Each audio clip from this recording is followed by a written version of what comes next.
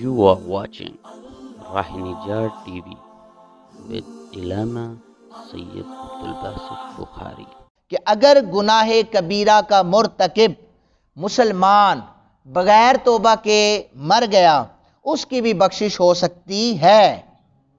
یہ قرآن کی دلیل موجود ہے کہ ان اللہ لا یغفر ان یشرک بہ ویغفر ما دون ذلک لمن یشاء، کہ بے شک اللہ اپنے ساتھ شرک کیے جانے کو نہیں بخشے گا، لیکن اس سے کم جو بھی گناہ ہوا اللہ اس کی بخشش فرما دے گا۔ شرک سب سے بڑا گناہ ہے کبیرہ گناہوں میں۔ فرمایا کبیرہ گناہوں میں اگر شرک نہیں نہ کیا، باقی اگر کبیرہ گناہ ہو گئے، عذاب دینے کے بعد اللہ بخشش فرما دے گا، لیکن اگر شرک کرنے کے بعد اس کی بارگاہ میں آ گئے تو پھر جتنے مرضی گناہ کم ہوں لیکن شرک ہوگا نا ساتھ، پھر بخشش کسی صورت میں نہیں ہو سکے گی۔ شرک کی 3 اقسام ہیں، ایک قسم پر میں سمجھاؤں گا آپ کو۔ ایک شرک کی قسم ہے شرک فی العبادہ، ایک قسم ہے شرک فی الصفات، ایک قسم ہے شرک فی الذات۔ شرک فی العبادہ یہ ہے، نماز میں کہتے ہو نا ایاک نعبد و ایاک نستعین، تجھ سے مدد مانگتے ہیں، تو ہی تیری عبادت کرتے ہیں، اور پھر اگر دل میں خیال ہو کہ ہمارے بگڑے ہوئے کاموں کو اللہ کے سوا کوئی اور کرے گا تو یہ شرک فی العبادت ہو جائے گی۔ کام کون کرتا ہے؟ اللہ کرتا ہے۔ بگڑی کون بناتا ہے؟ اللہ کرتا ہے۔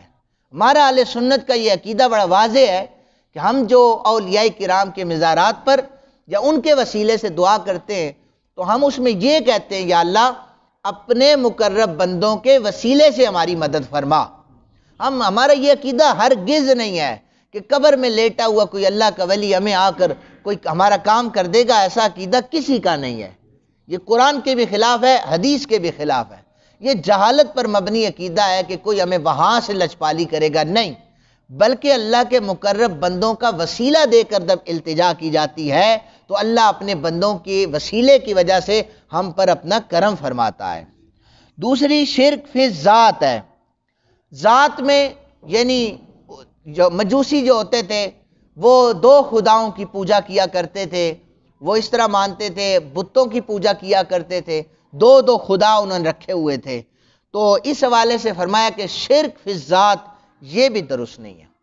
شرک فی الصفات، اس کی صفات ہیں اللہ کی، اس میں بھی اللہ کی صفات ہیں، اللہ پیدا کرتا ہے، اللہ نعمتوں کا نزول کرتا ہے، اللہ تعالیٰ سے ہم مانگتے ہیں، قرآن حکیم میں بے شمار آیات موجود ہیں، وہ سنتا ہے، وہ جانتا ہے، وہ دیکھتا ہے۔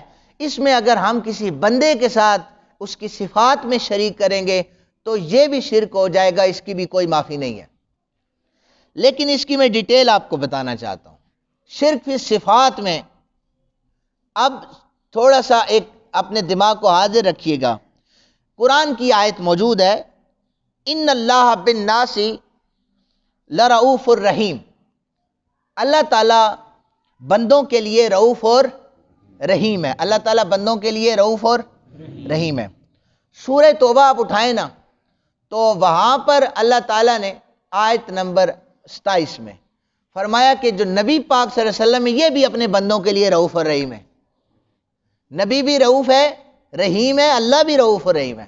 اب ایک بندہ سوال کر سکتا ہے کہ آپ نے یہ کہا کہ صفات میں کسی کو شریک ٹھہرائیں گے تو آپ شرک کریں گے، جبکہ قرآن ایک مقام پر اللہ کو رؤوف الرحیم کہہ رہا ہے، ایک مقام پر رسول اللہ کو رؤوف الرحیم کہہ رہا ہے۔ تو یہ بات سمجھنے والی ہوتی ہے، اسی لیے کہتے ہیں نا کہ قرآن کو اگر صحیح طریقے سے سمجھ کر نہیں نہ پڑھا جائے گا تو یضل بہ کثیرا ویہدی بہ کثیرا، قرآن پڑھ کر نہ سمجھنے والے کچھ گمراہ ہو جاتے ہیں اور کچھ ہدایت پاتے ہیں۔ گمراہ تب بھی بندہ ہوتا ہے جب ان چیزوں کی جو پیچیدگیاں ہیں وہ اس کے سامنے نہیں آتی۔ اب اللہ بھی رؤوف ہے، نبی بھی رؤوف ہیں، تو اس کا معنی یہ ہوگا اللہ جو رؤوف ہے وہ حقیقی طور پر رؤوف ہے، اور اللہ کا جو نبی ہے وہ عطائی طور پر رؤوف الرحیم ہے۔ اللہ کا نبی اللہ کی عطا سے رؤوف الرحیم ہے۔ تو ہمارا یہ عقیدہ، یہ نظریہ ہے کہ اگر نبی پاک صلی اللہ علیہ وسلم لجپالی فرماتے ہیں تو اللہ کی عطا سے فرماتے ہیں۔ اللہ کا کوئی گزیدہ بزرگ جن کے وسیلے سے ہم التجا کرتے ہیں تو یہ اللہ نے اختیار اگر دیا ہوا یہ عطائی ہے، یہ ذاتی نہیں ہے۔ اگر ہم کہیں گے نا کہ نبی پاک صلی اللہ علیہ وسلم ذاتی عطا سے یہ کام کرتے ہیں تو یہ گناہ ہو جائے گا، شرک ہو جائے گا۔ ہمارا عقیدہ یہ ہوتا ہے کہ نبی پاک صلی اللہ علیہ وسلم ذاتی نہیں، اللہ کی عطا سے رؤوف الرحیم ہے۔ یہ عقیدہ بیان کرنا اس لیے لازمی تھا تاکہ یہ ہماری نشست و تربیت ہی ہے نا، یہیں سے ہم لوگ سیکھتے ہیں پھر باہر جاتے ہیں۔ اگر یہیں سے ہماری تربیت نہیں ہوگی تو گمراہ کن عقائد جو ہیں یہ انسان کی زندگی کو اور آخرت کو تباہ کر دیتے ہیں۔ میں دعا کرتا ہوں اللہ تعالیٰ ہمیں قرآن حکیم کو سمجھنے کی توفیق عطا فرمائے۔